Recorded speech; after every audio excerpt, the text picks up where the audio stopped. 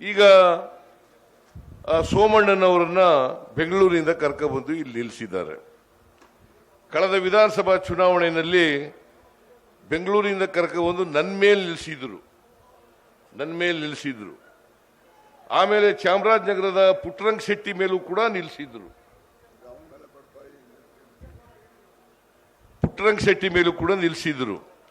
ನನ್ನ ಮೇಲೆ ನಿಂತ್ಕೊಳ್ಳಿ, ನಾನು ತಯಾರಾಗಿದ್ದೀನಿ, ಯಾರು ಬೇಕಾದ್ರೂ ಎದುರಿಸಲಿಕ್ಕೆ ತಯಾರಾಗಿದ್ದೀನಿ.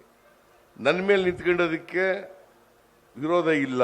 ಆದರೆ ಬಡಪಾಯಿ ಪುಟ್ಟರಂಗ ಶೆಟ್ಟಿ ಮೇಲೆ ಹೋಗಿ ನಿಂತ್ಕೊಂಡೆ ಎರಡೂ ಕಡೆ ಸೋತಂತ ಸೋಮಣ್ಣವ್ರನ್ನ ಇಲ್ಲಿಗೆ ಕರ್ಕೊಂಡ್ಬಂದು ನಿಲ್ಸಿದಿರಲ್ಲ, ನೀವು ಲೋಕಸಭೆಗೆ ಕಳಿಸ್ಕೊಡ್ಬೇಕಾ?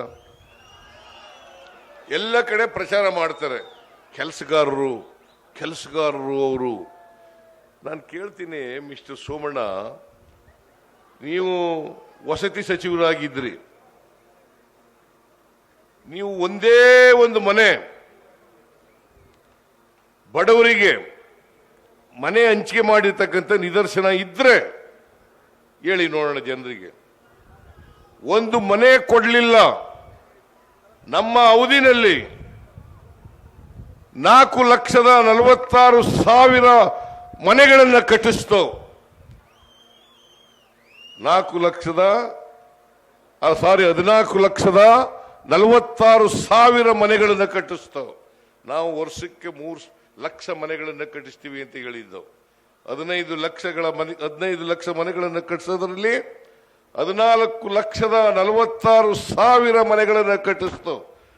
ಮಿಸ್ಟರ್ ಸೋಮಣ್ಣ, ನೀವು ಒಂದೇ ಒಂದು ಮನೆ ಬಡವರಿಗೆ ಹೊಸದಾಗಿ ಕಟ್ಟಿಸ್ಕೊಡ್ತೀನಿ ಅಂತ ನಿದರ್ಶನ ಇದ್ರೆ ಆ ದಾಖಲಾತಿ ಜನಗಳ ಮುಂದೆ ಇಟ್ಟು ನಾನು ಕೆಲಸಗಾರ ಇಲ್ಲಪ್ಪ, ಕೆಲಸ ಮಾಡಿದ್ಯಾ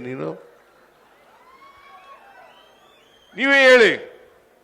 ಈ ಸೋಮಣ್ಣವರನ್ನ ಲೋಕಸಭೆಗೆ ಕಳಿಸಿದ್ರೆ ನಿಮ್ಮ ಸಮಸ್ಯೆಗಳನ್ನ ಪ್ರಸ್ತಾಪ ಮಾಡ್ತಾರ? ಅವರು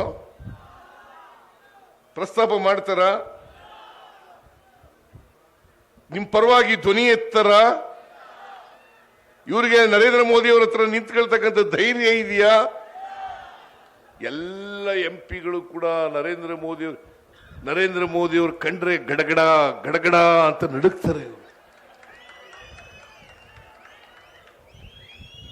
ಇಂಥವರನ್ನ ಲೋಕಸಭೆಗೆ ಕಳಿಸಿದ್ರೆ ನಿಮ್ಮ ಸಮಸ್ಯೆಗಳಿಗೆ ಪರಿಹಾರ ಕೊಡ್ಲಿಕ್ಕೆ ಸಾಧ್ಯನಾ ಅಂತಕ್ಕಂಥ ಪ್ರಶ್ನೆ ನಿಮ್ಮ ಮುಂದೆ ಇದೆ.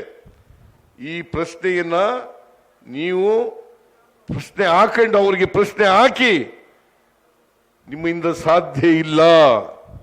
27 ಜನ ಲೋಕಸಭಾ ಸದಸ್ಯರಿಂದ ಕರ್ನಾಟಕದ ಹಿತವನ್ನ ರಕ್ಷಣೆ ಮಾಡಲಿಕ್ಕೆ ಸಾಧ್ಯ ಇಲ್ಲ. ಅದಕ್ಕೋಸ್ಕರ ಸೋಮಣ್ಣನವರಿಗೆ ನೀವು ಯಾವ ಕಾರಣಕ್ಕೂ ಕೂಡ ಬೆಂಬಲಿಸಬಾರದು.